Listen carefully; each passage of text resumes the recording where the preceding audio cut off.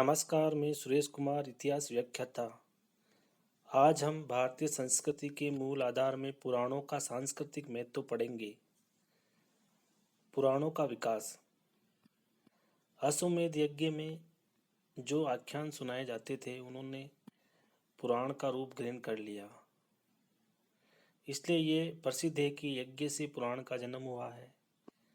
प्रारंभ में इसके 5 विषय थे: सर्ग, सृष्टि की कथा; प्रतिसर्ग, प्रलय के बाद सृष्टि का पुनर्भाव; वंश, देवताओं, राक्षसों, ऋषियों, राजाओं के वृत्तांत; मनवंतर, युग चक्रों का आवर्तन; और वंशानुचरित यानी राजवंशों का वर्णन। यानी कि 5 पुराणों में इन 5 विषयों का अध्ययन किया जाता है। सर्ग, सृष्टि की कथा; प्रतिसर्ग, प्रलय के बाद सृष्टि का पुनर्भाव; वंश, देवताओं, राक्षसों, ऋषियों और राजाओं के वृत्तांत; और चौथा मनवंतर, युग चक्रों का आवर्तन; वंशानुचरित राजवंशों का वर्णन। पुराण साहित्य को 2 भागों में बांटा जा सकता है: 18 महापुराण और 18 उपपुराण। वायु, ब्रह्मांड, मार्कंडेय, विष्णु, मत्स्य, भागवत, कुर्रम, वामन, लिंग, वराह, पद्म, नारदाय, अग्नि, गरुड़, ब्रह्म, स्कंद, ब्रह्मवैवर्त और भविष्य महापुराण। ये 18 महापुराण है। इसी प्रकार उपपुराणों का परिगणन भिन्न प्रकार से किया गया है, किंतु वृहद धर्म पुराण के अनुसार इनकी सूची इस प्रकार से है: आदित्य, वर्णार्दीय, नंदीश्वर, नंदीश्वर, साम, क्रिया योगसार, कालिका, धर्म, विष्णु धर्मोत्तर, शिव धर्म, विष्णु धर्म, वामन, वारुण, नारसिंह, भार्गव और वृहधर्मी। महापुराणों में वायु, ब्रह्मांड, मार्कंडेय, विष्णु, मत्स्य और भागवत पुराने हैं, और इनमें उस काल तक की सामग्री है जब गुप्त सम्राटों का राज्य मगध से लेकर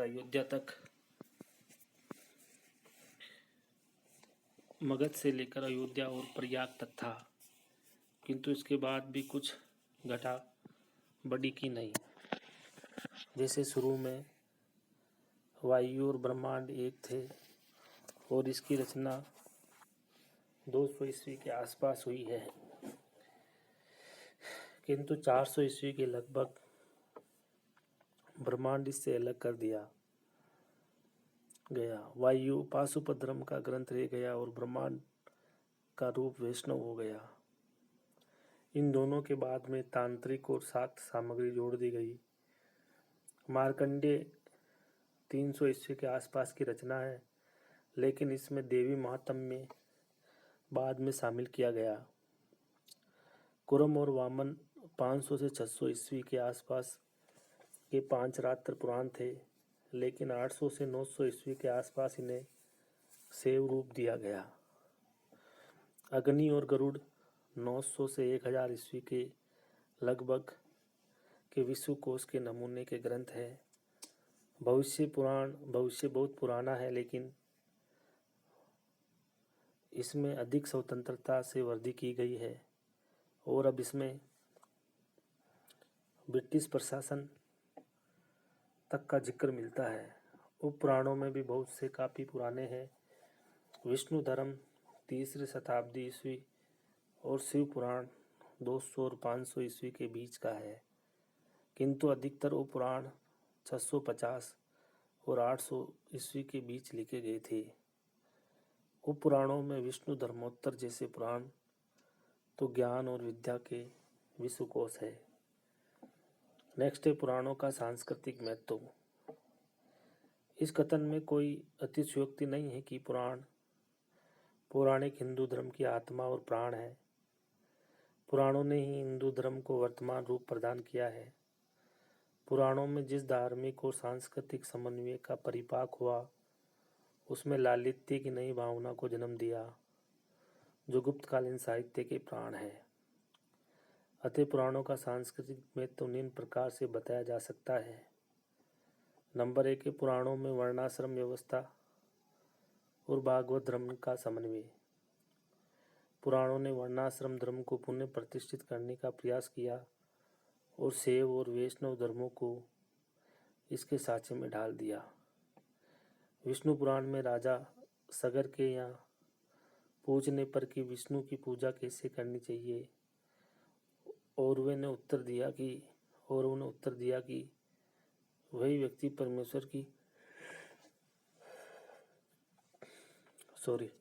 परमेश्वर की पूजा कर सकता है जो अपने वर्ण और आश्रम संबंधी कर्तव्यों को पूरा करता हो। कुरम पुराण में लिखा है कि मैं देवी मुँह से ये कहलवाया गया है कि मोक्ष प्राप्ति के लिए आत्मज्ञान के साथ साथ दो वेद विहित स्मृति सम्मत वर्णाश्रम धर्म का पालन करो।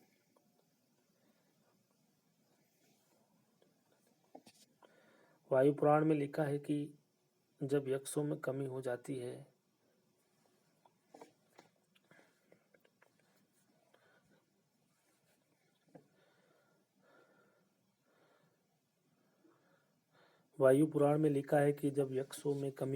है तो भगवान विष्णु बारंबार धर्म की स्थापना के लिए जन्म लेते हैं।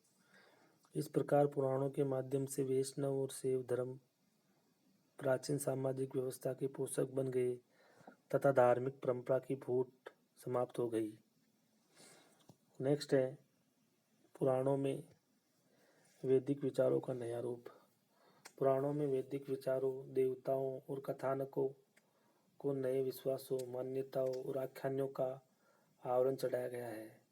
इनमें चिंतन मनन का सारा ठाट वैदिक है। वेद के अव्यय अक्षर और क्षर पुरुष पुराणों में ब्रह्मा विष्णु और शिव हो गए हैं। वेद की त्रिधाम विद्या या सप्तधाम विद्या विष्णु के वामनावतार की कथा में परिणत हो गई है। इसी प्रकार वेदों की सोम विद्या, विराजधेनु विद्या, देवासुर विद्या, मर्गमगिरों में अग्नि सोम विद्या, पितृ विद्या, सावित्री विद्या और पशु विद्या क्रम से समुद्र मंथन, पृथ्वी द्योहन, इंद्र व्रतोपाख्यान, सुकन्या चयन, विवाह, श्राद्ध कल्प, सावित्री, सुत्यवान कथा और पाशुपत शास्त्र के पौराणिक आख्यानों में परिवर्तित हो गई है। इस प्रकार हम निसंकोच कह सकते हैं कि वेद और पुराण में कोई मौलिक भेद नहीं है। नेक्स्ट है पुराणों पर महायान धर्म का प्रभाव। जिस प्रकार पुराणों ने वैदिक धर्म को भागवत धर्म के साथ समन्वित किया, वहाँ उन्होंने बौद्ध धर्म के महायान संप्रदाय के माँ करुणा और लोक मंगल के आदर्श को भी अपनाया है। मार्कंडेय पुराण में विदेह के राजा विपश्चित की कथा में शांतिदेव ने बोधिचर्यावतार से मिलते जुलते विचार प्रकट किए हैं।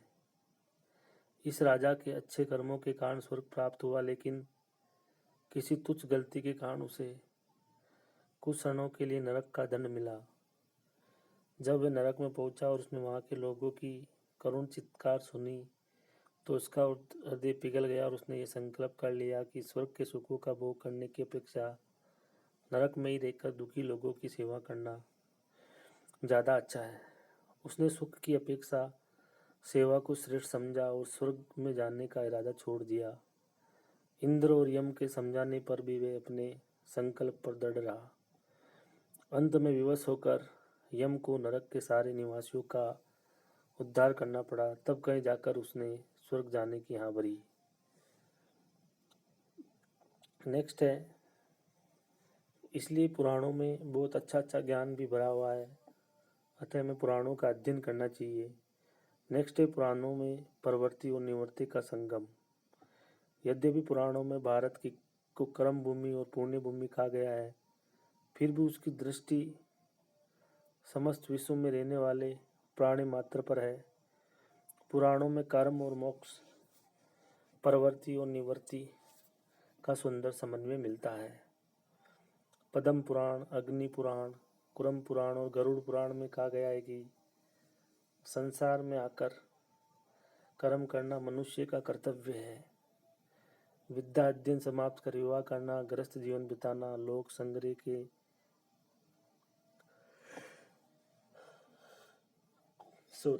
संग्रह के काम करना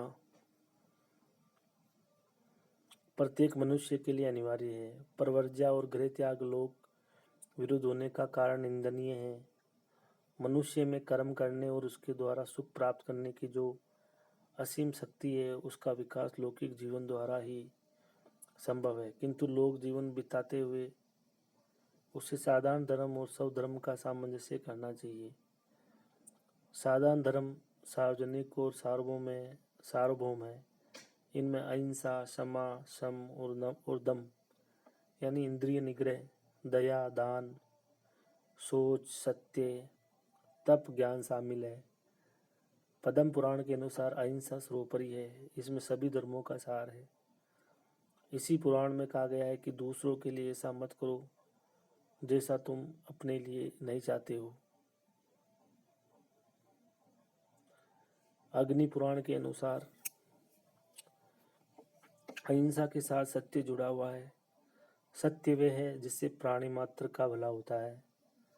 नरसिंह पुराण में कहा गया है कि मन को काम और क्रोध से मुक्त रखना अनिवार्य है। इसके लिए इष्ट देव की भक्ति अपेक्षित है, किंतु देवताओं में विभेद करना या किसी देवता की निंदा करना बहुत बड़ा अपराध है, क्योंकि सभी देवता मूलतः एक ही है। इस साधारण धर्म की परिधि में व्यक्ति को सब धर्म का पालन करना चाहिए, जिसका संबंध उसकी जाति, वर्ण, आश्रम और स्वभाव से है। इसके अनुसार व्रत, दान और प्रायश्चित का विधान है। इस प्रकार पुराणों में सार्वभौमिक नैतिक आदर्शों को भारतीय संस्कृति के सूत्र में पिरोया गया है। इस प्रकार हमने पुराणों के सांस्कृतिक महत्व को विस्तार से अध्ययन किया, जिसके तहत हमने पुराणों में ऐतिहासिक पृष्ठभूमि, फिर पुराणों का विकास, फिर पुराणों में कौन कौन से पुराण, 18 पुराणों के नाम, और फिर पुराणों का सांस्कृतिक महत्व के विषय में विस्तार से अध्ययन किया, जो कि एग्जाम की दृष्टि से महत्वपूर्ण है। धन्यवाद।